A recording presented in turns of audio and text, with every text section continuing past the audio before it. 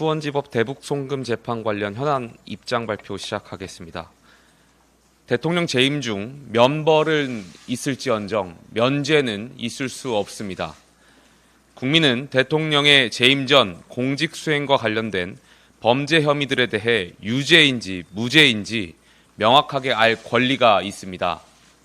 특히나 불법 대북 송금과 같은 중대한 범죄 혐의라면 그것은 대통령의 직무 수행 방식에 대한 매우 중요한 정보를 알려주기 때문입니다.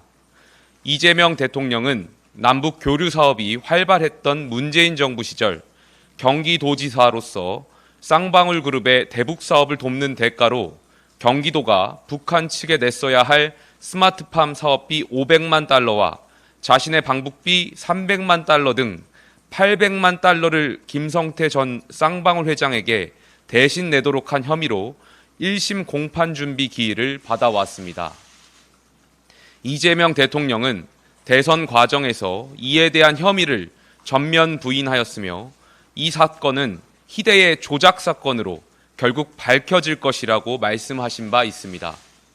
반면 대선 직후인 6월 5일 대법원은 같은 혐의로 재판 중인 이화영 전 경기도 부지사에게 징역 7년 8개월이라는 중형을 최종 확정한 바 있습니다. 국민은 대통령의 대북 사업 관련 범죄 혐의에 대해 진실을 알 권리가 있습니다. 사법부의 재판은 진실을 판별하는 최고의 권위를 갖습니다. 만약 이 사건의 담당 재판부가 재판을 5년 임기 후로 미룬다면 국민이 진실을 알 기회는 사라지고 앞으로 정부가 추진하게 될 남북 교류 사업에 대한 불신은 커질 것입니다.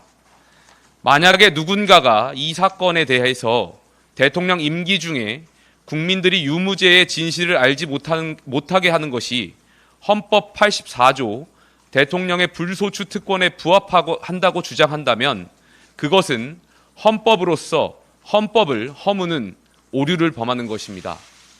안타깝게도 최근 서울고등법원 형사 7부와 서울중앙지방법원 형사합의 33부는 각각 이재명 대통령의 공직선거법 파기환송심과 대장동 등의 사건 재판을 대통령 불소추 특권에 따라 연기하는 조치를 내렸습니다.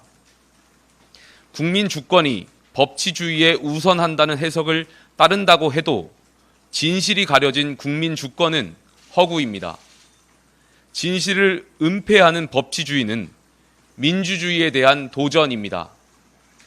불법 대북 송금 사건을 맡은 수원지법 형사 11부 재판부는 이 사건에 대한 국민의 알 권리가 중대한 공익적 가치가 있다는 점을 헤아려 지혜로운 판단을 내려주시길 바랍니다. 그리고 헌법 84조에 대한 재판부의 해석이 서로 다르다면 대법원에서 시급히 최종 해석을 내려주시기를 바라겠습니다. 만약 대통령 취임 전 범죄 혐의에 대한 재판 결과가 대통령 직무 수행의 불안정을 야기할 수 있다면 유죄에 대한 법적 책임은 현행법을 보완하여 대통령직 완료 후로 미룰 수도 있을 것입니다. 모든 국민은 법 앞에 평등합니다. 대통령의 재임 전 범죄 혐의에 대해 유무죄를 가리는 것은 국민 주권을 바르게 하고 국가 정책을 투명하게 관리하기 위해 반드시 필요합니다. 대북 송금 사건을 맡은 재판부와 대법원이 진리와 정의를 추구하고 대한민국 헌법을 수호하는 사법부의 독립과 명예를 지켜주시길 간곡히 요청드립니다. 감사합니다.